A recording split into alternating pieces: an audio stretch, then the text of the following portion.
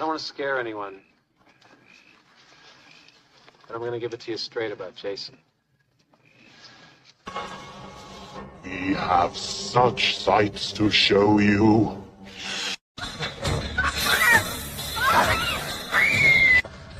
Oh, God! No! 15 years ago, I was told there was nothing left. No reason, no conscience, no understanding, and even the most rudimentary. The book disappeared. Welcome to Fright Night. Hello, everybody. Welcome to another edition of Friday Night Frights. Tonight, we are going to be discussing the 1981 classic cult hit, The Evil Dead, directed by Sam Raimi and starring and launching the career of one Bruce Campbell. But you know, I can't do this alone, so I'm going to play this little 4-second clip and welcome my guest that's hanging out in the back. So let's do this. Well, hello, Mr. Fancy Pants. Hey, guys. Hey. We got my co-conspirator, Matt, Heroes for Hire Comic Club. How you doing, brother? I'm doing great. We got Jeff. He's backstage. He's taking care of some business. And we got Fable. How you doing, brother? Station. What's going on, guys? Man, I'm ready to talk about one of the best independent horror movies that ever came out of the freaking 80s, dude. Oh, yeah. Well, you know, it's pretty good when Stephen King says it's like one of the most unique and interesting horror films to come out in a long time. He says that, and that's a blurb that he put out. Yeah, I was going to say, and right out the gate, I'm going to say it was released on October 15th, 1981 at Redford Theater first in Detroit. And it was, it had a $375,000 budget and made $29.4 million at the box office. Boom. Hell yeah. And it was distributed by New Line Pictures, New Line Cinema. Got Space Case in the chat. What's up, Space Case? Yep, we got to go to the chat real quick. Yo, he said Stephen King said it was the most furiously original horror film of the year in 1981. Yep. And you know, back then, if he had Stephen King's approval, yeah. Well, hell, even now, I mean, I know some people will have their opinions about the way he's been talking, but I mean, I believe everybody has the right to say what they want to. I mean, hell. He's earned the right. He's older than us. They say you're elders. He's in his 80s, I think. So I remember, I want to say this was in the 90s. I don't remember what book just come out, and he said he could quit writing in the 90s. He said this. He said, I could quit writing, and I got enough written manuscripts to publish books every year till the day I die. I don't doubt it. I don't doubt it at all.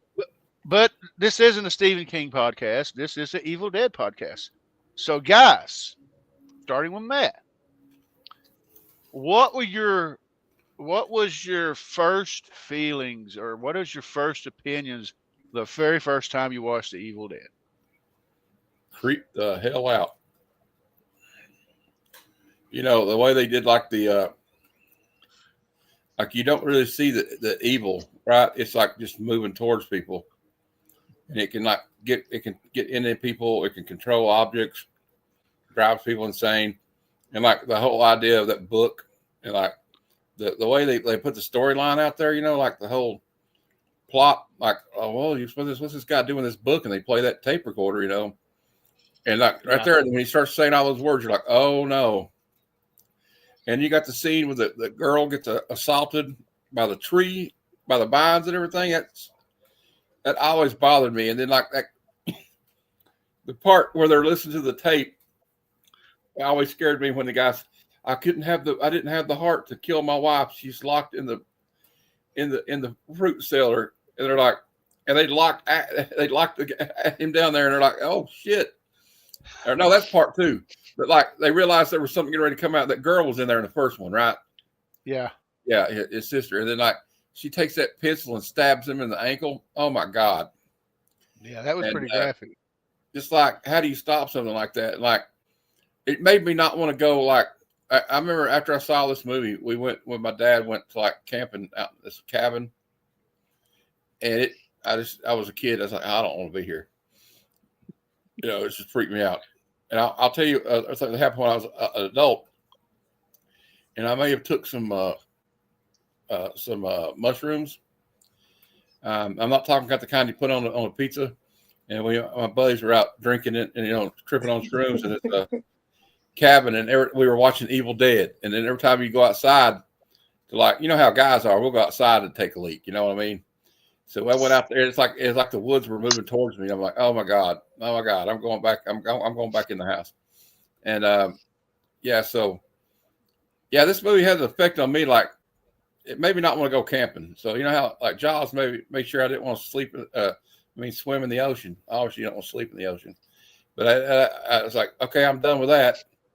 So then Lake Placid makes you not want to sleep. Or swim in the lake in Piranha. So I don't know. I don't know where. I guess I'm not going to be swimming anymore unless it's in a pool. But then there was the Piranha, the spawning where they flew into a pool. So I guess that's not safe either. So I guess we got to take horror films for all my phobias, But yeah, this one I hear just like, it's true. It's a very creative idea. Like they filmed this in Tennessee, and I want to say one thing. I was watching the interview of Bruce Campbell today, an old one from the Conan O'Brien when he was on TBS show, and he said they all decided it would be a good idea to smoke weed before they filmed some of the scenes. And Conan said, "How'd that work out?" He goes, "It didn't work out too well because he said no, it wasn't going to go good when the crew said this is a bad idea." He said, "Well, did you stop doing it?" And he said, "No, because." Bruce Campbell said, because we felt like our characters wouldn't stop.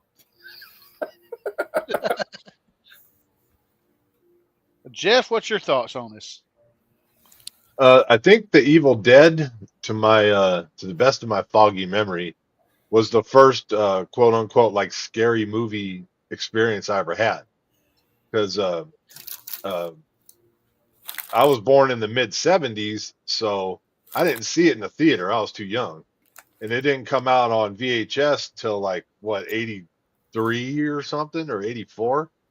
So I got I had a redheaded girl next door who was a teenager, and sometimes when my parents went out, she babysat. And she had it, so we watched it at her house. So that was my first experience with it. And I think that's the movie, because it made me feel uncomfortable and kind of, that feeling. That's what started my love of horror film. Horror films, scary films, slasher films, all, that whole ball of wax, And she was hot. So Fable, what you think about it? Yeah, I'm right there with Jeff, man. This is a movie that is very near and dear to my heart. It's intrinsic to the DNA of what makes Fable. It spawned my love of horror movies because, much like Jeff, this is the first horror movie I've ever seen, and I didn't see it because I wanted to see it. My parents had a couple of friends over, and they had it on the TV, and I must have been, 3 or 4 years old, running around the house, playing around. Went into the living room where they were all hanging out watching this movie, and the first scene I saw was the one where they were at the card table. And she was like, Ace of Spades, guessing the cards. And then she turns around, and that scene scared the living shit out of me. Like, I've never forgotten it. Never. It's like crystal clear in my head from that young. And I don't remember shit from that age, right? Me neither. And then the pencil stabbing in the damn ankle. It looked so damn real. I was just freaking the fuck out. I left that room immediately. And I think I had nightmares for weeks after. And they couldn't understand why, right? Because they weren't even paying attention to me. Like, nobody said, get out of here, or none of that. You can't watch this. I ran out of that room. I had nightmares. And then several years later, when we were doing our VHS thing, we were going to the video rental stores. And I was going to the horror section. I remember the cover for Evil Dead 2, which is an iconic cover with the skull. Yeah. And I was like, that's the sequel to the movie that scared the shit out of me as a little kid. So I rented part 1 and part 2 that day, and man, I got to tell you that this thing is so iconic. I think it introduced me to what is like my favorite horror creature, which is the demon. That's my, people got the slasher, people got their monsters. I love demons. Like, you know what I mean? That's my favorite thing. That's why I love Freddy. That's why I love Night of the Demons. That's why I love The Exorcist. Yeah. It introduced me to that whole aspect of horror, and I hold it in the highest regard of horrordom, whatever you want to call it, the pantheon of horror movies. Evil Dead, and it's still great, to this day. So yeah, I love this fucking movie. Well, my introduction wasn't, believe it or not, it wasn't until 1988, because I'd been watching movies like, I'd been watching movies like, Return of the Living Dead, stuff like that, and I went to the video store, and I remember renting Return of the Living Dead Part 2, and I rented Evil Dead 2, because all my friends went, well, if you like Return of the Living Dead, you need to watch The Evil Dead. So I go up there, and and the Evil Dead's rented out. So I rented Evil Dead 2, Dead by Dawn. And matter of fact, I think it was a new release then. And I rented it, watched it, went, wow, this movie is funny as hell. And they went, no, you need to go watch the other one. I said, what do you mean? They said, it ain't funny at all. They said, it's a straight up horror film. They said, it'll scare the shit out of you. And I went, okay. So it finally come in. I ran it. And like I said, the first time you see, the sexual assault by the trees, you're like, what? And the whole time that scene was trippy. The whole time they're playing the tape, I'm like, why ain't y'all turning the damn tape off? You're arguing with the freaking turn the tape off. But anyway, because like all of us horror fans, we get into it. We talk to the movie. Don't go back into that house. He's in there. What the hell? Get in the car and go. Don't put the machete down, bitch. Keep that thing. Keep it. Don't hide in the chainsaw shed. Yeah, double tap. Yeah, chop him again. Yeah, hit him again. Yeah. At least Tommy Jarvis knew the assignment, right? Yeah, just like on a total side note, me and my best friend, we love the Friday the 13th whole franchise, and we watch it all the time in the summertime. And we would talk about how we would handle Jason Voorhees, and we came up with cutting his head off, all of his arms and his legs, and burying each limb on a different continent around the world. And that's the only way. That's the only way you could do it. But the only thing you'd have to worry about is make sure you bury his heart in Antarctica. Yeah. See, we didn't think of that. We would have failed. Or put it in the by that Mariana time, Jason Goes to Hell hadn't come out yet. Or get like one of those little, or like drop it in the Marianas Trench or whatever they call it, the deepest part of the ocean. Good luck getting out of there, Jason. Yeah. Tony, is if I say a few things I learned about this? I didn't know this, but yeah, I knew it was filmed in Tennessee, but actually I just found out this place was at a location, at a small cabin in the woods in Morristown, Tennessee. Which is only 40 minutes from my house. But you can correct me if I'm wrong. I don't think the cabin's still standing. No, but I'm just saying it's like 40 minutes. It was 40 minutes from my house. Yeah. And this film also, it grossed the budget, like I think Space Case said in the chat, $300,000 budget, right? Yeah. It only grossed $2.4 million in the United States, but it grossed $27 million in Europe and overseas because it got entered into the 1982 Cannes Film Festival in France. Yep. And so that's interesting. I just thought I would point that out. Hey, man, says, Elvira, I think, introduced me, and I'll swallow your shows. Dead by Dawn. Yeah, I thought that was Dead by Dawn, right? Yeah. Well, you know what, though? Some of the fake trees they made are still there. And also, well, I guess we'll get into the special effects later, so I'll save that for later. Yeah, I was going to say, I'll finish what I was saying. I'm sorry. Like the part, matter of fact, I think I got a picture of it. The first time I really freaked out was this picture. that. Yeah, She that's what scared the crap out of me. I was just like, what the hell is what this is bitch? wrong with her? Yeah, I mean, she just wanted to go home. And now, was this one of the ones when they showed the bridge was washed out? No, I think that was part 2. That was part 2. Yeah. Yeah, because I'm going to get a lot of things confused because it's easy to confuse 1 and 2 because basically they're the same movie, except just from a different perspective, But but yeah, man, I mean this movie just freaked me out. And then when he grabbed the chainsaw, and then you finally fights the evil at the end, you're like, oh man, it's over. And then all of a sudden you see that camera just go through the house, and he turns around. You're like, wait, did he die? What the hell?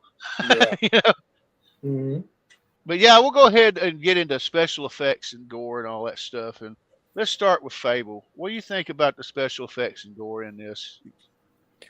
Well, I think by today's standards, they're not the greatest. They don't hold up to like 4K TVs and stuff like that. You kind of see the seams in a lot of them and stuff like that. But back in the days when this was on VHS and everything was kind of dark anyway, you didn't see any of that stuff. This was some of the best stuff of the time. I mean, really, like, I don't know who was in charge of this stuff, but like, I know Tom Savini and guys like that were like the top guys, but whoever did this, man, he gave those guys a run for their money because this had some of the best gore, period, of 1981, just hands down, man. Whether it's the pencil stabbing scene, whether it's him chopping them up into little pieces and they're jiggling around, him beheading his girlfriend and the fucking blood coming out of her neck into his face. Gushing into his face. Just a bunch of disgusting shit that was freaking fantastic. The gore is top notch for the time. Like I said, we know a lot of the technical aspects of stuff, so it kind of doesn't really hold up to today, but it's still great. And it's still, if you could put yourself back then, you still can appreciate how freaking great it was. The makeup, I mean, those women, they look scary as hell, man. I don't think I've ever seen anybody look that scary since Reagan in The Exorcist, right? Like, the eyes, the freaking veins and stuff like that.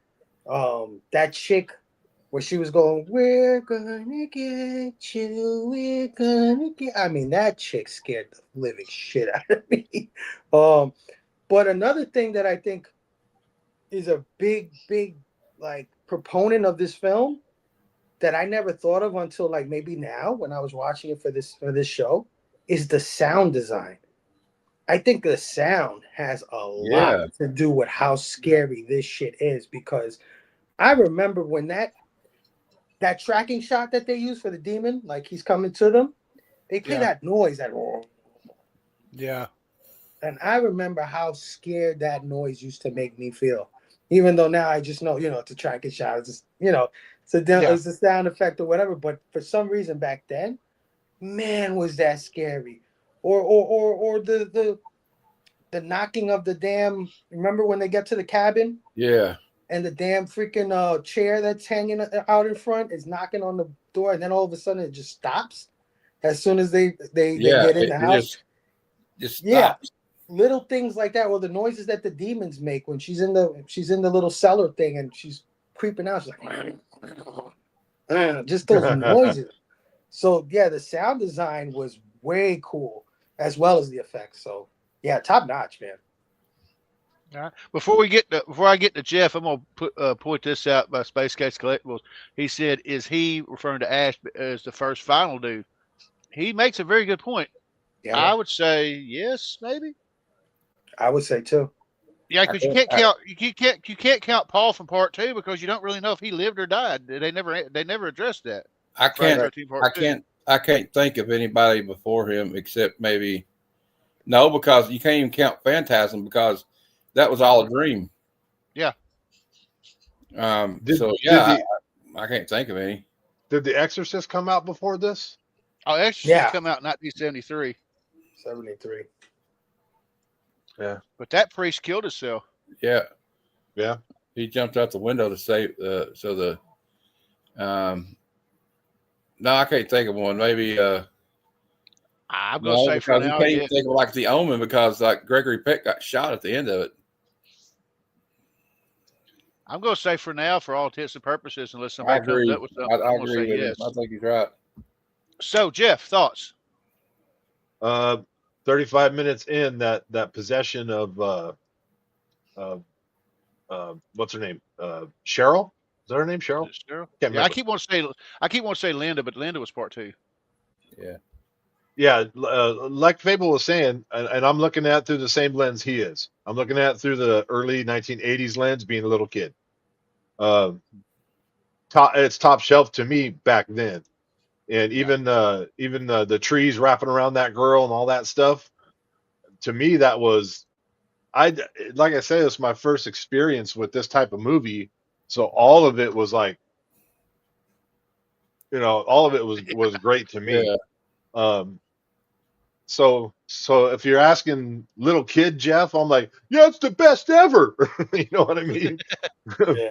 But if you try to put it up against today's stuff, you can argue back and forth.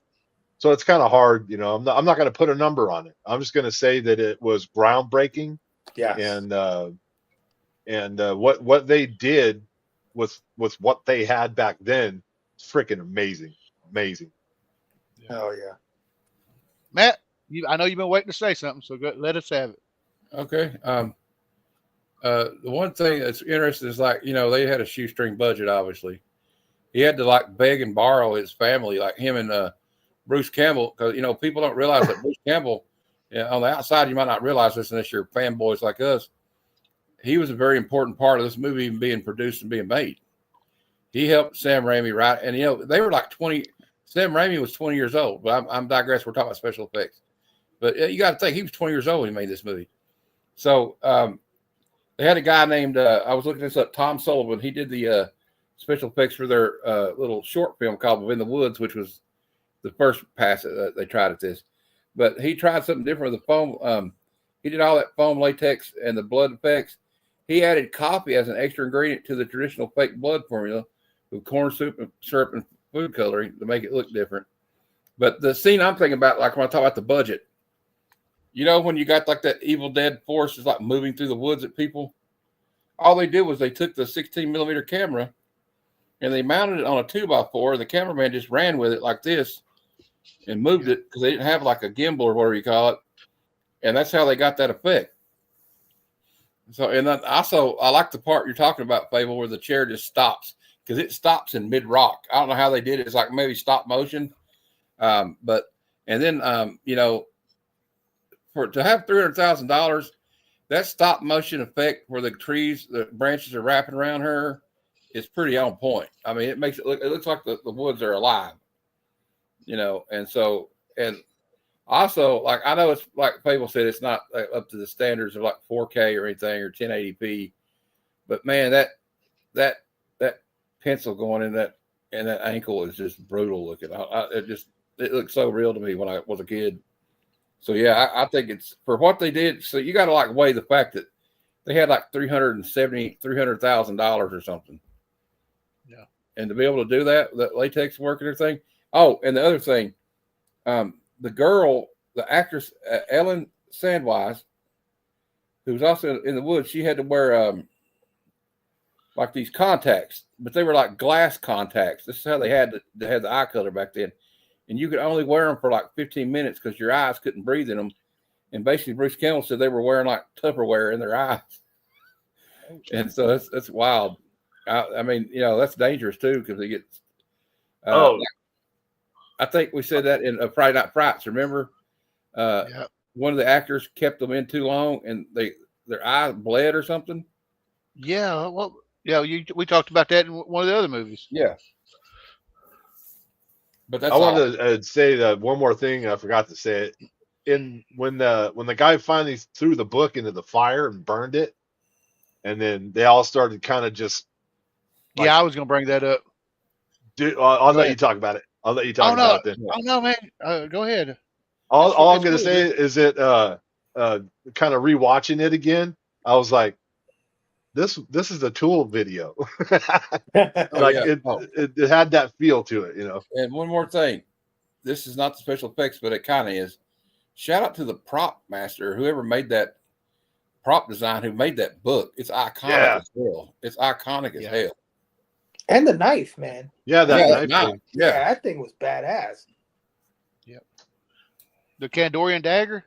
Yeah. Oh yeah. Now all I was gonna say, I'm basically touching up on what y'all said. When I was a kid, the special effects blew me away. Now, of course, 44 years later, it's not gonna hold up. But maybe I have a different thought about it, because when I look at it, I don't look at it as, okay, it don't hold up to the today's standards. Every time I watch the movie, I'm like, wow, dude, they made this with what they had. And you could tell they didn't have much. But damn it, man, they did a good job with what they had. I mean, they did better than what I could have done. And like you said, the part where they threw the book in there and you see the from the claymation to the stop motion, you're like, wow, they only did that with $375,000, man. You're like, and again with the pencil thing, the chainsaws, the I don't want to say the R word, the assault scene. First time I seen that, when I seen that tree branch go boom, I went, she's dead. Yeah, she should be dead. Yeah. But just the sheer amount of effect shots. Not only how good it looked, because it looks freaking fantastic, especially for that time. But compared to other movies of the time, they didn't have this many. Like this had back to back. It's amazing how they did that. And lots of prosthetics. Oh yeah, but like I said, looking back at what they did with what they had, also made me later really appreciate the remake, because I went years going, man, I wonder what Evil Dead would have been like if it would have had a remake, a budget now. And the way special effects were, that was always on my mind. So when they said, hey, we're remaking the Evil Dead, I said, I want to watch this, because this is what I've been waiting on. I want to see what they could do with today's effects. And I don't know how y'all feel about the remake, but I loved the remake. It's all right. And of course, hey, we didn't even talk about one of the stars of the show. This is the first appearance of the Oldsmobile. Oh yeah, the Oldsmobile's been in several. Actually, God, dude, it's been in Spider-Man, freaking all the Evil Dead and Army of Darkness, just about every set. Hell, if I'm not mistaken, y'all can correct me if I'm wrong, but I think it's in Drag Me to Hell. Yeah, and it's also in that baseball movie he made with Kevin Costner. Love of the Game. It's broke down on the side of the road. You're right. It was. Yeah, and it's also in Darkman. I didn't know. Okay, I didn't catch it in Darkman. I forgot Sam Raimi did Darkman, didn't he? Yeah. Mm-hmm. That car is in a lot, and it was in the Ash versus the Evil Dead, wasn't it? Yeah, I believe so. I think so. That car deserves to be in the Smithsonian. Absolutely, because even in the remake, there's that scene where she's sitting in the backyard, she's sitting on it, drawing or doing something, and because it looks like it'd been sitting there for years. But yeah, I mean, so okay, story wise, what do y'all think about the story? We'll start with Jeff. Well, today, I mean, the story is. I think it's good. I'm not going to say it's wonderful or great. It's tropey, like most horror movie type, possession type, evil spirit stuff. But when I was a kid, it had me completely enthralled.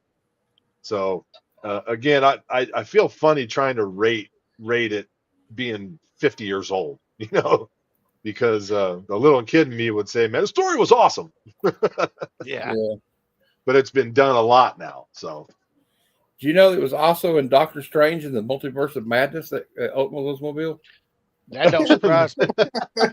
Well, I was going to say, as far as the plot goes, it'd be like, what would happen if Tony and Matt and Fable and Jeff and our wives or girlfriends, we all went and hung out at this cabin and we found a book. Now, if we found a book that was be reading it, bound in human flesh and inked in blood, since we all watch horror movies, we know. Okay, y'all, let's just leave that in the basement. We found a video. We found a recorder. Okay, we're gonna leave that back there too. We're just gonna enjoy the weekend, and we'll let somebody else worry about that. Yeah.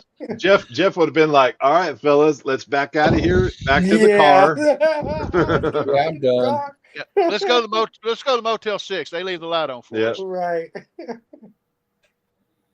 Yeah, it was in For Love of the Game. I had no idea about this famous Oldsmobile. Oh yeah, it's been everywhere. Fable, what's your thoughts on the script? Yeah, I'm in the same boat as Jeff. I think it's not terribly original. It's been done to death since, but as a child, I thought the same exact thing. I was hooked. A Book of the Dead, like, how evil is that? Like, you know what I mean? Bound in human flesh, inked in human blood. Them doing the recording and him saying the spell, the incantation, and everybody getting possessed one by one. I was all in. But yeah, I mean, it is a tropey story, but I don't know.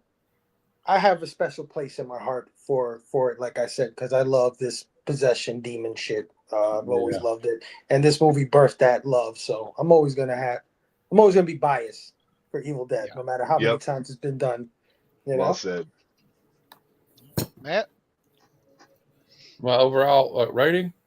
No, just the plot. We're talking about the story, the plot itself. Oh, well, I mean, it's a pretty straightforward horror film plot. I mean, a bunch of dumb kids go out to party in the woods and have sex. They unlock some kind of evil spirit or force because they're too stupid to turn the tape player off.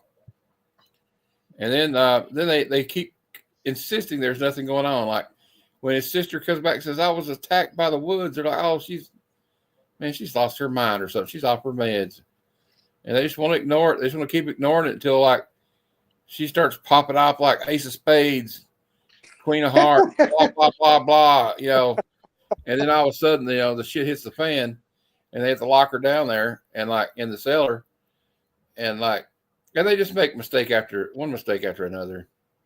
I mean, it's just the way it goes. Like running out in the woods, it's a bad idea anyway. But yeah. And then you got, the plot is like, and the whole thing with the book and everything. I mean, that's just the creepiest thing ever. That's a brilliant like plot device. They call that like a red herring or something, right? Yeah. Like foreshadowing. Yeah. Like like you have like the Maltese Falcon. They're all after this. It's like this object is like it's another character in the film. And they're like, well, like a bogey says in the movie, he goes, what is that? He goes, it's what dreams are made of. And this right here is what nightmares are made of, though. So I guess you could pair it up with that. And actually, the books, it is a character because it actually can bite you and shit. Which is crazy. Yeah, it's an iconic prop for sure. Like like the puzzle box from Hellraiser or Freddy's glove. The Necronomicon is. I mean, I remember I saw a replica of it in a store, and I was like, I'm 10 or 12 years old, and I was begging my mother to buy me this fucking demonic book. And she's like, they used to have a DVD set of the movie that looked like the Necronomicon. I remember I had it. I don't know what happened to it though. And let's not forget it brought back Jason. Yeah, there you go. Yeah, you saw it. Was it for, Jason Goes to Hell? And the dagger. Wasn't the dagger in there too? And it's been imitated in movies too, like Necromancer. Yeah, I think it's from an H.P. Lovecraft story. Yep. H.P. Lovecraft made it up, the Book of the Dead, and they just plucked it out of there. Because they actually made one that he'd written, like Lovecraft wrote a fake one, and it's supposed to be like ancient Sumerian text or something, and like. I mean, just the whole thing. And they use the language, and then like the wording they use comes back in every movie. Like it comes back to bite Ash in the ass every time, because so he does an Army of Darkness and in Ash versus Evil Dead, he screws the words up again. You'd think he would learn his lesson, and then like Also, I had a question for you guys, and this is more about the second movie. Do you think that's really a sequel, or is it more like this is what I wanted to do if I'd had more money? Yeah, the second. I thing. can see. Yeah, I agree. Yeah. I'm the second thing. Yeah, because okay, just nitpicking 2025 eyes, knowing technical stuff, how movies are made, things like that. This movie, even though I love it to death, has some of the worst lighting ever. Like if you're a lighting guy, like, you know what I mean? You could see the shafts of light coming from like the cut off ceiling. Like they didn't have a ceiling because they had to put the camera through there and stuff like that. You could see the goddamn gaffing and shit like that. And it's a 16 millimeter camera. It's Yeah. not like a 35 millimeter. So you know that Sam Raimi was like, I can fix that now. I can do that better. We got a little bit of a budget. Yeah. In Space Case, you're right. It was Evil Dead 2 that led into Army of Darkness. That's right. Yeah. But I like. I know we keep talking about the other movies, but like. Well, I don't think you could talk about one and not talk about the rest of them. Barata Nikto. Star Wars. You know where Sam Raimi stole those words from? Star Wars. No, the day the Earth stood still. Yeah, the day the Earth stood still. Yeah. You're robot. right. He told that woman, he said, look, if something happens in the robot, you got to stop and just say, clap to Barat. To Nikto. Yeah, you're right. Nikto. My bad. Nickel. No, that ain't it. All right. Definitely an N-word. Definitely. Yeah. And he just kind of mumbles it, like it's going to like really pass, like he's cheating on a test. And like the other thing about the character of Ash is he's not really that heroic. Like he gets put in these situations, and like he gets out of, he knows how to handle himself when the shit hits the fan. But he's really makes such many stupid decisions. It kind of reminds me of Jack Burton in Big Trouble in Little China. Because the thing about Kurt Russell in that movie, he's not really the main character. He's not really the most heroic guy in the film. Like when they're getting ready to battle, like Lo Pan, he shoots the gun in the air and knocks himself out. Yeah. That I was gonna say, Big Trouble in Little China with him is like when they made that Big Bang Theory. They made the girl made the comment that Raiders the of the Lost reluctant Ark. hero. Yeah, Raiders of the Lost Ark could have happened whether or not Harrison Ford was in there or not. And you're like, no, damn it. It's true. They were still going to open it. They didn't stop them from opening it. Yeah. But like the thing is, like the reluctant hero, and also like kind of like the guy just fumbles into victory. You know what I mean? He pulls out the feet out of the jaws of victory at the last second. Like he really doesn't know what he's doing. He's kind of making it up as he goes along. He's got this fake bravado, like he knows everything. That's why I compared it to Jack Burton's character, because he's like, he's being real arrogant. Like, we're not back in 20 minutes. Just call the president. Or like, Ash is just he gets so cocky by the third one. Oh yeah, the third one. You know what I mean? I know we're not talking about this movie now. So no, for sure. He gets tired of being scared. Yeah, because if you look at part 2, I mean, he is petrified in part 2. And then he just like, fuck this. I'm tired of this shit. You guys keep messing with me. That's it, bro. Well, he tries to ride it out and hope it'll go away. And then when that doesn't work, he actually does something, Yeah. But like, that is actually a real thing in real life, though, a condition. Like people in certain situations, especially in war zones, a lot of them either snap and just kind of turn into a puddle, and other ones snap and go, well, I can't change the situation I'm in, so I'm tired of being petrified. Yeah. If I get it, I get it, but I'm gonna get mine. That's what you say it, because they asked Audie Murphy, what he did to win the Medal of Honor. He basically took on a whole division of German soldiers. And he's like, were you afraid? Or like, no, he says, at that point, I didn't care if I lived or died, as long as I took as many of them with me as I could. Yep. So it's kind of like that. I can see that. Oh, yeah. And like we was talking about the development of the Ash character. Yeah, in the first one, he's more of a, should I say, coward? Yeah. You don't really see the evolution of the Ash that we all know and love until starting with the second one and into Army of Darkness and then the TV series. And yeah, I know there's a lot of legality because, I don't think they mentioned. Do they mention Army of Darkness at all in the television series? I They didn't do or watch the not. television series. I've only watched the first They season kind and a of just half of hinted it. at it though, like the scene where, because he'd worked at S-Mart, I think, and all that. But yeah, they really kind of just talked more. I mean, he did have the severed hand and everything with the metal thing on it and all that stuff. So I think they got the rights back to part 3 by the end of that series, where they were able to mention it towards the end. Yeah. But they kind of dodged it in the first or second season, something like that. Yeah. And we all know that Evil Dead has spawned a bunch of video games, comics. Mm-hmm. I have not played. I don't think I've played any of the video games. I know my cousin played the crap out of them, but I never had the chance to play any of the ones on PS1 or PS2. And I have read some of the comics. I've read like Army of Darkness meets Xena. That was a tripped out freaking book. To see Ash meet Autolycus. That was worth the money to buy the book right there. He just recently teamed up with Red Sonja for Red Sonja versus the Army of Darkness. Oh hell, dude! I found out there's a Kiss meets the Army of Darkness. I got to find those. There's a lot of them. There's an Archie meets valuable Army IP. of Darkness. Do what now, Jeff? I'm sorry. I'd say it's a valuable IP. I You mean, slap that title on anything, and it's going to attract, a certain type of fan, certain group I'm of fans. pretty sure there was an Archie Army of Darkness book. I'm pretty sure. Then they do an Army of Darkness in Marvel Zombies. Yeah, they did an homage cover. Yeah. Okay, I didn't know if they did a series or not.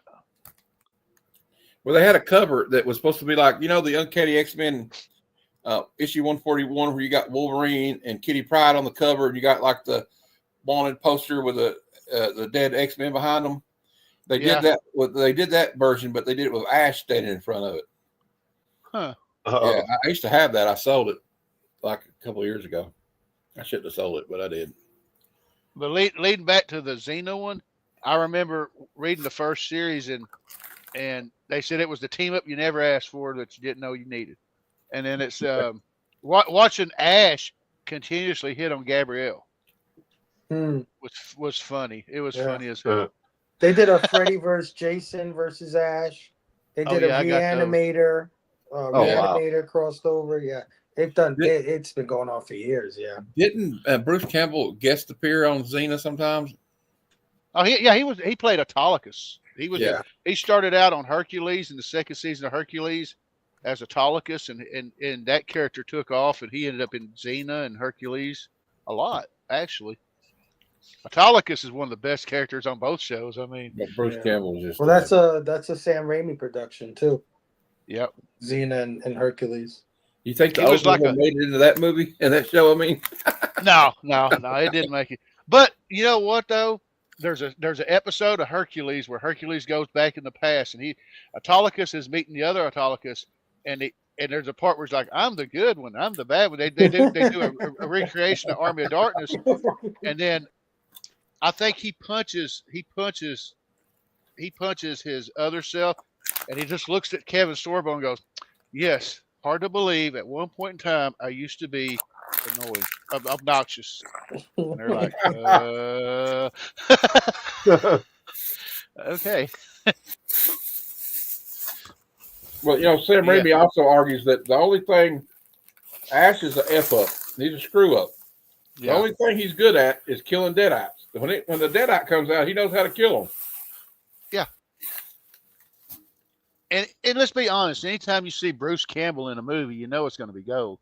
Whether it's Bubba Hotep or whatever. I mean, didn't they make a movie called My Name Is Bruce or something like that, where they got Bruce Campbell to fight an evil or something? It's like, wait a minute, that's just somebody I play on TV.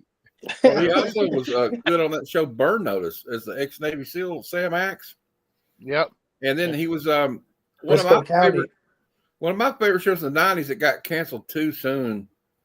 The Legend of Briscoe County Jr. Briscoe County, I was fixing to bring that up. It had him and Julius Carey III, the guy that played Shonuff. Shonuff, yep. Wimp. Yeah.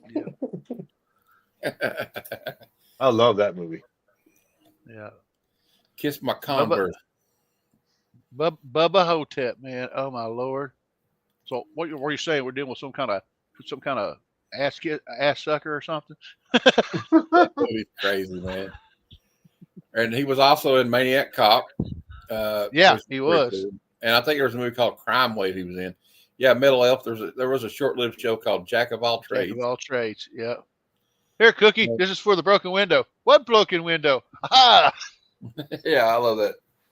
They had to, but like, yeah, he's like this guy. It's like, I don't know. He just seems like a cool dude. He seems like he's got a good sense of humor, and like he knows what kind of movies he's done. He don't care. Yeah. He's just he's a professional, and I even like there was an Old Spice commercial he did once, where he's singing. He's got all these hot women around the piano, and he's playing "Hungry Like a Wolf" on the piano a cappella with a piano, just with him and the piano. See, now I'm going to go find that commercial. Oh, it's great. I'll find it and send it to you. Bruce is one of those guys. He made a living, and a good living, apparently, just being a B-list actor. Well, there's worse things you could do. Yeah. I mean, he's not the only one. We got people like what's their actress? She died a few years ago. Julie Strain. Yeah, she was never in any danger of winning an Oscar. But you got people like that, or like let's be honest, David Carradine. I mean, until like he got resurrected by Quentin Tarantino, he was in some real stinkers in the 80s. Yeah, I like Lone Wolf McQuade though. I'm just gonna say. No, I like it. I'm not talking about that. I'm talking about some of those, like he did this Roger Corman Sword of Sorcery film, and I swear to God, he was drunk through half of it. Probably just did it, So he was in a pretty good Western. I'm trying to remember the name of it, but I can't. So, but anyway, you know what I mean? Like those kind of actors, like you can be successful in Hollywood and not be Brad Pitt or Jack Nicholson. You're not going to get like the Oscar worthy things. But look at like we can say the same thing about like Stallone. A lot of times he did a lot of movies that were like, well, like Stop or My Mom Will Shoot. I mean, let's be honest, but like. So yeah, but he was, we'd all wouldn't. You can't really compare Bruce Campbell to him though. But Ryan Reynolds did Green Lantern. I was trying to remember the name of the guy. He's an Asian guy. You see him in all the movies in the 80s. He plays a henchman in just about any movie. He was the guy that got the candy bar out of the thing in Die Hard. And I can't think of his name. He always has the ponytail. Always has the ponytail, the beard. Yeah. Like the guy that played Matrix's nemesis in Commando. What was his name? Bennett. Oh, I know who you're talking about. That guy was in every 80s. He was like in Road Warrior.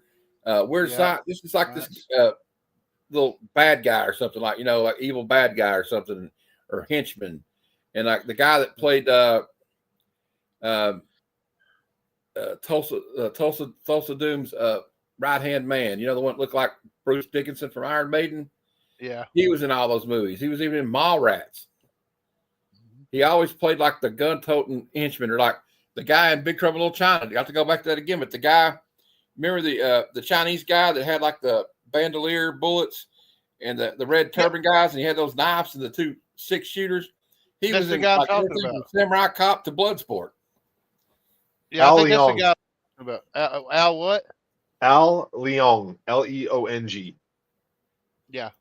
I seen a meme that said that he was the greatest henchman that ever henched. Yeah. He was also in Lethal Weapon. He's the guy that electrocuted Mel Gibson.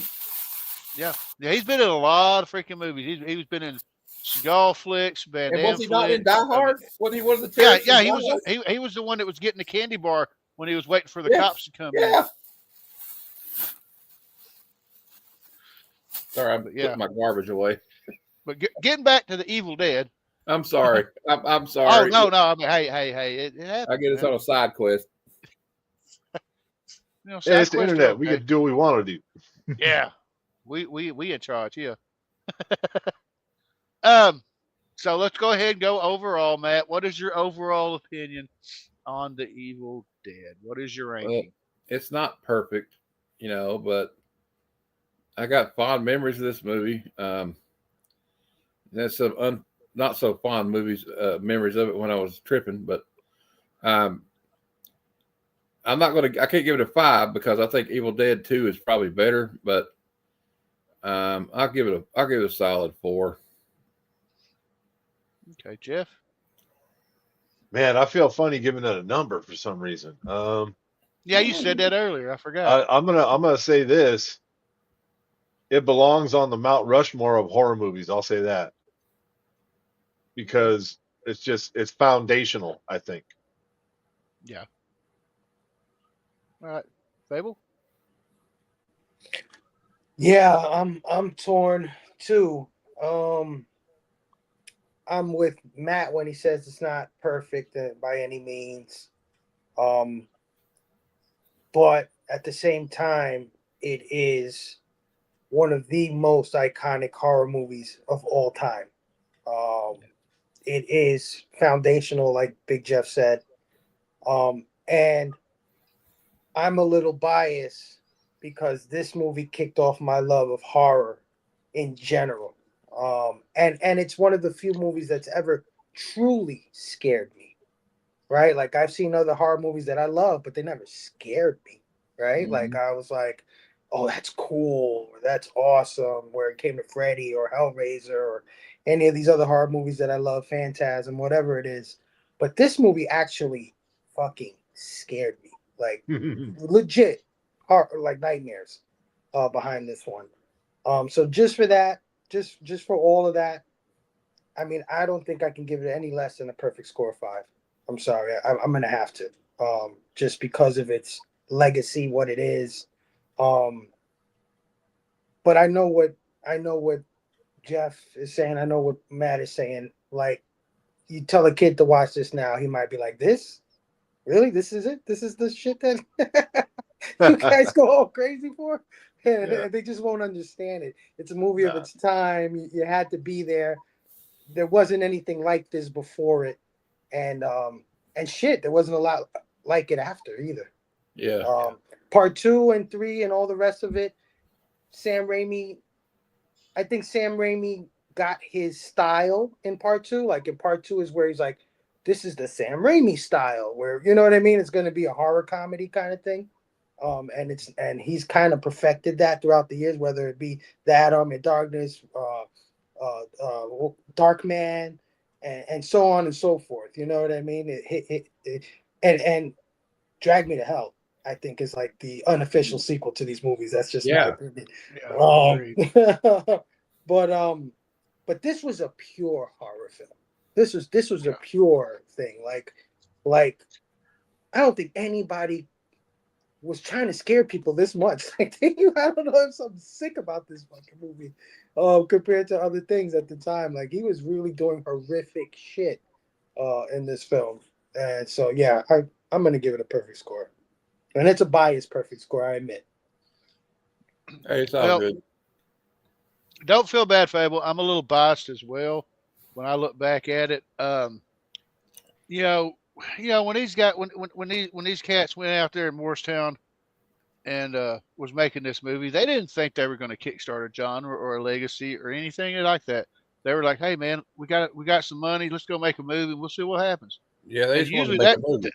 Yeah, I mean, and usually that's how the great ones actually happen. You're like, I'll even bring Kiss Alive into it. The company was running out of money, and they decided to make a live record, and they're like, "Hey, you think we'll sell, 1,000 copies or 2,000 copies?" And they were like, "Man, it would be nice." And they ended up selling 1 million. So, and then when I don't think they expected it to get the reaction from everybody when it came out.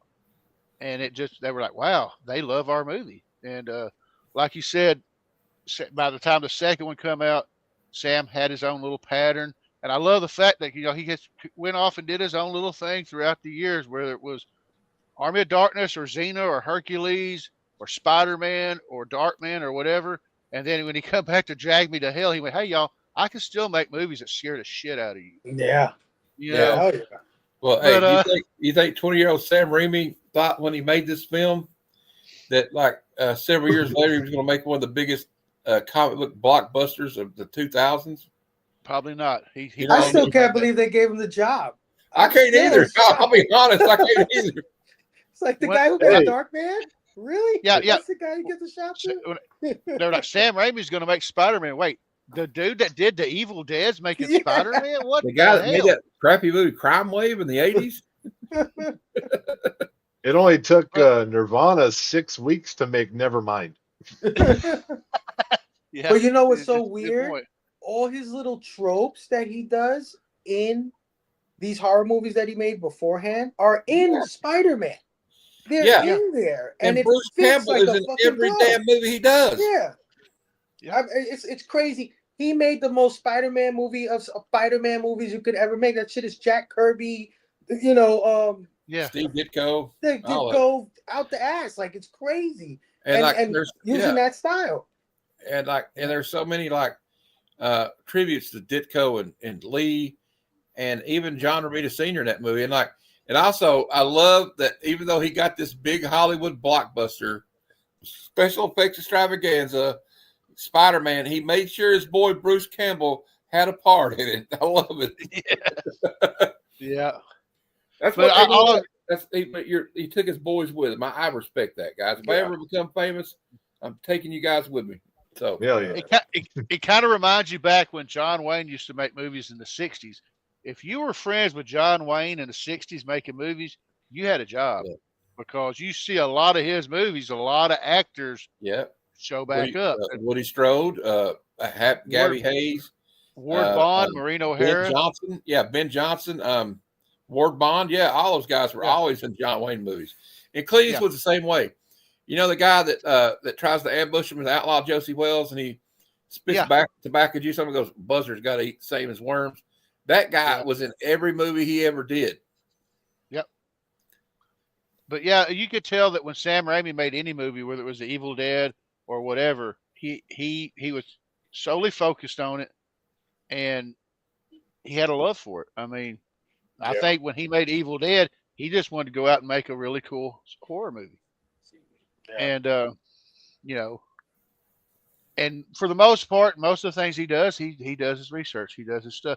And like I said, I loved because when I watched Drag Me to Hell the first time, somebody said, "Tom, what did you think about it?" It reminded me that Sam Raimi can still scare the hell out of you if he tries. If he really wants to, he could scare the crap out. Yeah, he could go back in that bag at any point and pull out. Any point. Yeah, because Drag Me to Hell gave me such Evil Dead vibes, man. Do you think he was trying to prove a point with that though? Like, Sam Raimi's went all Hollywood, he can't do it no more. Probably.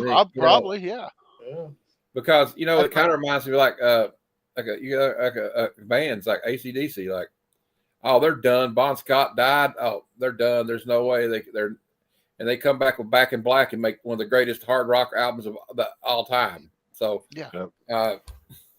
don't think I'm done yet. He's not ready for the rocking chair yet. No, man. Like I haven't seen Nolan Ryan pitching a no-hitter in his 40s. I was gonna say I haven't even seen Evil Dead Rise, and I think there's another one fixing to come out, or it may have came out. I don't know if there's another Evil Dead movie fixing to come out. Evil Dead Rise, it's already out, I think. Well, there's one that's came out, and then they're working on another one. But I think you're right. I think the one that came out is Evil Dead Rise. Okay, it already came out. Yeah, but I liked the remake. I thought it was pretty cool, but there's just something about Bruce Campbell and Sam Raimi. Well, yeah, I mean, we all have certain, I don't know what word I'm looking for here, expectations or stuff. We believe in our hearts that only Robert Englund can play Freddy. By now, we all probably think that only Robert Downey Jr. can play Tony Stark or Hugh Jackman play Wolverine. Same thing could be said for Ash. When we see Ash, we think of Bruce Campbell. It can be done though, because I would argue that for years and years, there's nobody can replace Christopher Reeve, and I still stand by that. But this kid they got, he's not a kid; he's in his 30s. But the guy they got in that last one, he did it. I mean, he did it as best he could. It's still no Reeves, you know what I mean? But like, how long did Batman suffer because Michael Keaton wasn't there, and they didn't think he could even do it when he first did it? But see, I'm going off on other movies. You get me on here, and that's all I'm going to do. It's cool. But it's a relatable topic, though. Yeah. Yeah. But it's also the magic of what Sam Raimi has a specific style of movie making that is not unquestionably him. You can see it in certain shots that he does, certain bits of comedy, dark comedy that he does. And because Bruce Campbell, I don't know, he might have been in Drag Me to Hell. I kind of slipped in my mind if he was in Drag Me to Hell. But Sam Raimi's style is unequivocally in Drag Me to Hell. You can feel it. You can feel that's in the same lineage of an Army of Darkness or Evil Dead 2 or Dark Man or any of that stuff. And his style is very hard to replicate. So those new Evil Dead movies, as good as or bad as they may be, they're just kind of horror movies at the end of the day, if that makes any sense. Oh, you know what I'm saying? Yeah. And like you said about, I was gonna say, like you said about Drag Me to Hell, because I plan on doing that on a Friday Night Frights one of these days. It's a good one, man. Hell. But you get so wrapped up in the movie that you forget you're hoping that she survives, but you forget the name of the movie is Drag Me to Hell. So and boy, like, did they drag her ass to hell. Yeah.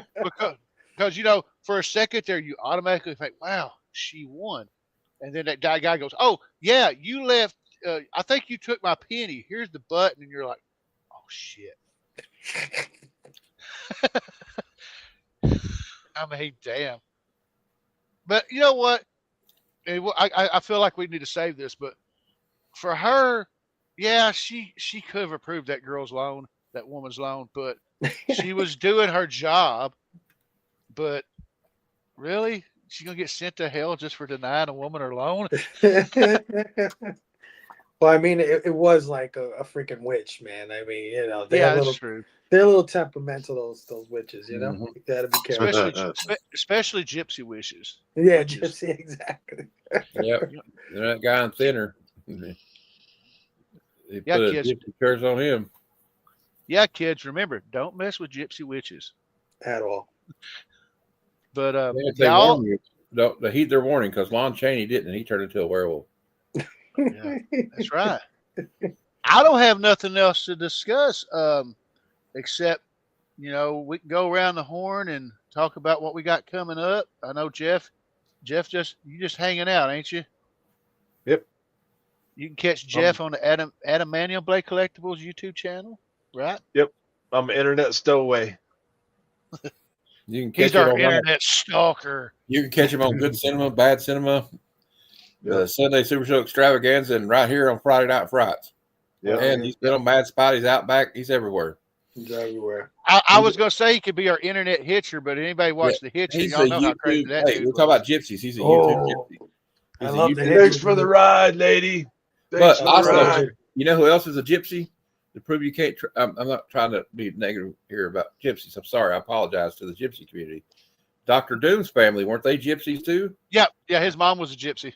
Yeah, and Brad Pitt. Remember he swindled what's his name out of a caravan, a trailer in Snatch. So you gotta watch out. Don't cross them, okay? Because especially Brad Pitt, he could punch you out. That guy could knock you out with one punch. I doubt Brad Pitt could do that though.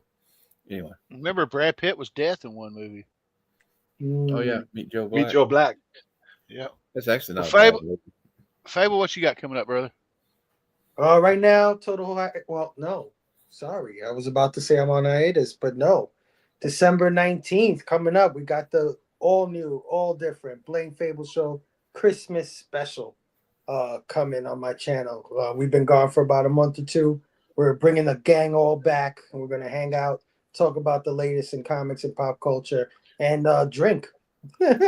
Yeah. So I'm gonna shoot some brandy back that night. Ooh. And if you saw the other Christmas specials, I get a little crazy by the end of the night. Let's go. I don't drink. And next year, plan on bringing the show back, and we're gonna launch something called Sci-Fi Fest, where we're reviewing science fiction movies. You talk about where you can catch Big Jeff. You can catch Big Jeff on Sci-Fi Fest next year. Yeah. Yes, you and my can. brother Matt. Yep. Tony, I think I got a spot for you, man. I got to just check which movies are available still. If you're free, I'll hit you up and let you know. But yeah, we're gonna do a month long. Me and Robbie from Pop Culture Philosophers of Science Fiction Movies. I'm so excited because as much as I love horror movies, I love science fiction movies. And you know what I love even more? Horror science fiction movies. Let's go. man. We need to talk about Event Horizon. Yeah. So yeah, come hang out, sub up to One Collection Down on all the socials, man. Cool, brother. Matt, tell them what we got coming up. Oh Lord, you're in for a long-winded explanation. All right. Well, I got the Sunday show. We just go over like the top 20 of the week, top 10. And I'm going to start quitting just reading it off, and we're just going to like talk about our feelings on the book that's in the top 10. I'm tired of just reading basically from a teleprompter on that. But but I'll still have the out of context panels, which is probably should be its own show, to be honest. Let's be honest. Yeah. But then Monday, Bad Cinema, we'll be reviewing the Hulk Hogan film Santa with Muscles, because Christmas month begins on Bad and Good Cinema. It's really bad. It's got a young Mila Kunis in it. She probably wants everybody to forget she was in this movie. I know I would. This guy hides out in like an orphanage and pretends to be Santa Claus with muscles. That's basically what happens. And then Tuesday at 7 p.m. Eastern, I got Comic Conversation again. And if you haven't watched last week's episode, we have Bobby De La Ghetto on. Yeah. And Behind the Mask. That's my boy. I love that guy. I just got one of his custom covers on auction on Izzy's website. Yep. He's on, and then, he comes on with Fable all the time on Blame Fable. So, all new, all different Blame Fable. Apologies. And then, but this week, I don't know if you guys know Renovision. Yeah. Joe's Doolin is going to be my guest on Comic Conversations. He's going to show us some Golden Age fire. He told me he's already got some books pulled. And this guy, he's like one of those collectors. He collects stuff like Gooner books after my own heart too. So we're interested in what he brings. I hope he puts the stickers in all the right places, if you know what I mean. And then Wednesday, Good Cinema this week will be Scrooge, starring Bill Murray. So if anybody, it's 9 p.m. Eastern. If anybody wants to be on that show, you guys are invited. Even in the chat, I don't care. Show up. It's going to be fun. Bill Murray's a comic genius. And then Thursday's the Comic Lounge. We got like our top 5 list, and I kind of stole that from Paul's show, but Paul said I could borrow it. And we show what we picked up that week. It could be anything. You could if you picked up a new Burrito Supreme, you could show it. I don't care. We also do like music and movie and TV recommendations, because I figured like, why not talk about music too, guys? Because I love music. Yeah. And then we have another segment we're going to start next week, where we look up prices of comics, like big key issues like Hulk 181, and see what they cost in like 1994. It's really an eye opener. Trust me, it's very. Some of them are still expensive, but still, you're like, man, I wish I could have got that book in '92. You know what I mean? Got it. And so I know I'm taking a lot of time. I apologize. Oh no, take your time. Go ahead. And then like Friday Night Frights next week, I have not decided. I don't think I'm going to go with a Christmas movie right away. I think we're going to review Friday 13th Part 6. Jason Lives. Yes. Me and Jeff would agree. I think me and him agree this is one of our favorite Friday 13th movies. Oh yeah. 6. Yeah, me too. And me too. You're all invited to that too. 100%, man. Come on, Maggot Head. Come on, Maggot Head. And we'll argue that Tommy Jarvis is responsible for all the deaths in that film, which is a fact. Yes. Going forward. Totally unnecessary. He did not need to do what he did, and he brought him back. Couldn't leave well enough alone. I'm on part 5 now of my rewatch, and it's interesting because I haven't seen the Friday the 13th movie since I was a kid. Like not all of them in order, you know what I mean? And I just realized, okay, he got the mask in part 3? He got the mask? Yeah. For the first time? Yeah. And then he got the cut in the mask also in part 3, right? Like yes. Yeah. Oh, that was 4, wasn't it? No, it was 3. Tommy It was Tommy 3. Yeah. Oh, At the okay. end Yeah, it of was 3 in 3. the barn. In the Yeah. barn, I believe. Right. Oh yeah, so yeah. When he like goes I'm- like yeah. I'm discovering all this lore, this which I know, but like I don't know, for some reason I forgot where it came from. Did kind of you thing. finish part 5 yet? No, I'm in the middle of it, but you know, to know that what's the kid's name? You said Tommy Jarvis? Yeah, Tommy, but yeah. who played him in part 4? Oh, Tommy Shepard, something like that. No, it's the kid from the Goonies. What's his name? Oh, Corey Haim. Feldman. Yeah, Corey Corey Feldman. Feldman. Right. They got it for a Feldman. cameo Feldman. because he had to film Goonies at the time. Right. So to know that Corey Feldman is like this character that it continues on for like 2 or 3 movies is pretty cool. I'm digging it. And I'm you know the loving funny thing is about part 5 is me and Jeff watched this documentary thing about all the movies. Remember, Jeff? We got to like part 5, I think, or something. Yeah. And the guy that goes to pick up the waitress and he gets killed. Him and the waitress get killed. He's doing Demon. cocaine. He said there was so much cocaine on that set it was insane. Yeah. And they were all high because they had to work at night, because they film at night. But the guy that played Tommy Jarvis was born again Christian, and he didn't talk to anybody. He didn't want to associate with them. And that's why he didn't have as many speaking parts in it, I think, because he's like, I don't want to talk to these guys. Yeah. So I don't blame him. If he was going to church, you don't want to be around people doing blow all night. and the dude and another interesting thing I found out that I didn't know was the dude from part 4 is the brother of one of the people from part 2, I believe. Yeah. Yeah. Right? And One of the girls that get killed in part 2, her brother is the guy that like is in the tent and shit, and he comes to town. yeah. Yeah. He's looking for his sister. Right. I never knew And that. the one other good thing, the best thing about part 5, in my opinion, is I can't remember her name, but all her assets are on full display. But part 5 is the fake Jason, right? That's not Jason. Yeah, the fake Jason. It's not yeah. Jason. Yeah. Okay. Yeah, I didn't know if you ever seen it. I don't want to spoil it, but it's a little bit of a deviation, but it's still a good. Yeah. Good. It's cool, man. It's cool. The actors that I think he's referring to, her name is Debbie Voorhees, Oh yeah, that's her.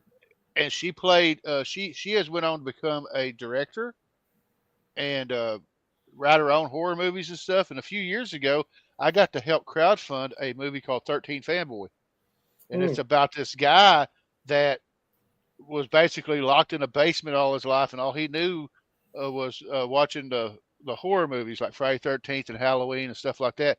And he is going out and stalking all these actors and actresses that were from the Friday the 13th movies and killing them. Oh, So it's actually pretty cool. And yeah, if you want to go through all the credits when it gets to the Indiegogo credits, it says thank you to our Indiegogo sponsors. My name is in the credits. So I And actually it's have got my my name. girl. cool. Judy, it's got my girl Yeah. Judy Aronson in it from Weird Science. Yeah, it's got. Lord, I'm probably going to forget people, but it had, of course, Debbie Sue Voorhees is in it. Laura Park Lincoln's in it. The girl that played Jennifer Bonko, the girl that played the young Tina's in it. Julie Aronson, like he said, it's got freaking the guy that played Ron Sloan, the guy that played Junior in part 5. They hurt me, Mom. He's in it. Freaking C.J. Graham from part 6, the guy that played Jason. Kane Hodder, Corey Feldman makes a cameo. Dee Wallace. It's just freaking awesome, dude. And I may have to do that on a future episode of Friday Night Frights too, as well, because it's a really good independent film. That guy that's riding around the motorcycle, they hurt me, Mom. But when I see him, Oh God, for some yeah. reason, I'm like, I bet you Randy Quaid could have played his part. Yeah. My favorite characters in the movie besides Deborah Voorhees are Reggie the Reckless and his brother. Yeah. Demon. And the He girl gets that played killed on the shitter, man. I mean, that's just an indignant way to die. the girl that played Violet in part 5 and Tiffany Helm, I'm actually friends with her and Debbie Sue Voorhees on Facebook. I've actually had conversations with them. Oh, that's cool. Yeah. So, I mean, because cool. one point in time, I was going to try to get an autograph of Debbie, and she said, I bet I know which picture you want. I said, look, Debbie, if I was 20, yeah, sure. Yeah. but I'm fixing to be grandpa. So let's I never ordered the picture. I said let's get a nice regular, a picture that I could show my grandkids, Right. instead of. I'm not 15 years old and gonna post it on my ceiling. Yeah, look, I got an No, autographed I'm picture. I'm gonna have to call her up. I don't know. Yeah, she's got her own Facebook group, the Deborah Voorhees Shear Horror Group, and the Shears is Nice. But that anyways, the wrestler Sonny, Tabby God, Lynn no, Stitch, that got put in prison. Yeah. My buddy paid for her webcam thing one time. He told me, he said it was kind of uncomfortable. I was always in love with her. I've got an autographed picture that I was proud of until she killed that guy, and I was like, well, even before that, she was a horrible, horrible person that treated her husband like shit and cheated on him all the time. oh yeah, And, she slept with Shawn Michaels, she slept with Dolph Ziggler. Well, maybe I shouldn't be saying that. There's live. millions of women like that, though. Yeah. Yeah. Well, why not? Let me tell you, what's she going to do to you? That's true. I'm not worried about getting striked. Oh, I say that. Now, but as far as me, I'm gonna go back. What I got coming up, I got to work Sunday, Monday, so I might be able to be on Matt shows. Maybe, I don't know. I'm off Tuesday and Wednesday, work Thursday and Friday, and I'm off next weekend. So, as far as I'll just hang out where I can. 2 weeks from now, I'll be starting the Christmas movies, and I'm going to start it with Krampus. Freaking love that movie. I know a lot of it's a mixed bag. Some people love it, some people hate it. I freaking love it. Something about the whole, the shadow of Saint Nicholas I always thought was cool, and the intro is like one of my favorite intros for a movie. Because the whole Black Friday thing where they've got like the security guards tasing motherfuckers on the floor, and Tony, have you seen Santa's Sleigh? No, but it's on the list. Okay. I've been wanting to see that, and then the guy that made Jason Goes to Hell actually came out with a movie a few years ago called Secret Santa. I think that's what it's called, and I heard it's supposed to be like crazy. But I'm gonna check that out. And then I don't have a fancy picture because in 4 weeks from now, when I do my other one, it's gonna be Terrifier 3. So, is that a Christmas movie? Right. Yeah, I mean, that's why I was telling my wife. She said, "Is that a Christmas movie?" And I said, "Yeah, the first two Terrifier movies take place in Halloween. The second one, or the third one, takes place during Christmas. He's wearing a Santa Claus outfit. I'm not even going to talk about what he. Now, I don't think I'll be able to play any video from that movie at all because it's. Yeah, if you've watched any of the Terrifier movies, you get the one really weird, gross out scene from part one. It seems like every movie they got to top it, and there's one scene in 3, and you're like, oh God. It just gets crazier and crazier, and yeah. But I mean, well, we have Evil Dead to thank for this kind of shit. Yeah, and having met David Howard Thornton, why is it that the people that play the creepiest killers are the nicest guys? Yeah, this is true. That was pretty cool. Yeah, Robert Englund too. I was gonna say I'll have to wear my white Terrifier shirt because I actually got that from the HorrorCon where I met him. It's from Terrifier 3. He's in his Santa Claus outfit and all that. I like to see. I like to see. Okay, what videos can I play and which ones can I just use pictures because. If you know, you know. If you've watched the Terrifier movie, I shouldn't have to say anything. I watched part 2. I haven't seen part 3, but if part 2 is anything to go by, I totally believe you because part 2 is fucking crazy. The gore just go one step further, and I mean, hell, even I've never seen it. The end of the second one and the first of the third one's got Chris Jericho in it. So I mean, oh wow, okay. So yeah, I've never seen any of them. No, oh, you should watch them, Matt. You should. Well, I have to watch it now. Yeah. Part one is, it's got its moments, and it's not as crazy as part 2. Part 2 is like starts getting off the rails. Yes. Because part 2, you're introduced to this nice little character. What they call her, the pale girl, the little pale girl. Yeah. The his imaginary friend or some shit like that. Yeah, and then in the third one, she's not in it, and you're like, man, because I actually liked the pale girl. I thought liked she was her pretty too. cool. Yeah. And then the third one goes back to the girl from the first. I don't want to go too much because he Yeah. hadn't seen them, so I don't want to spoil it. But we can talk about this backstage. But I Yeah. want to thank everybody that were hung out. I want to thank Matt, Jeff, Fable for hanging out with us, talking about the Evil Dead tonight. Thank everyone for hanging out in the chat. Thank everybody who's watching this on the rewind. Comment, leave in the comments what was your favorite parts of the movie, what you liked about it, what you didn't like about it. I mean, and hey, if you have a suggestion for me or Matt on horror movies you'd like to see us do in the future, let us know in the comments. We'll take it into consideration. I mean, I know I've already planned, I think, part for January. I think I already got my movie planned for January already. I haven't thought that far ahead, but I'm working on it. Just because I have an idea don't mean it'll be finalized until you actually do it. But Yeah, y'all, thank everybody. Matter of fact, before I forget, go visit these gentlemen's YouTube channels. Give them a sub if you're not subbed. Watch their content. Give them some likes. Give them some love. Y'all, we're just a little community. We like to hang out, talk about movies, sometimes comics. You never know. Oh, and I forgot to say that not this Saturday, but next Saturday, I'll be off. So I will be doing either into the Comiverse or hanging out with Grandpa Starscream, whatever the hell I feel like calling it. I got 2 live shows. I'm like, which one am I going to call it? So anyway, everyone be safe, take care, God bless, and remember, if you happen to be out in the woods in a cabin and you see a book bound in human flesh, inked in blood, don't read the motherfucker. We'll see y'all next time.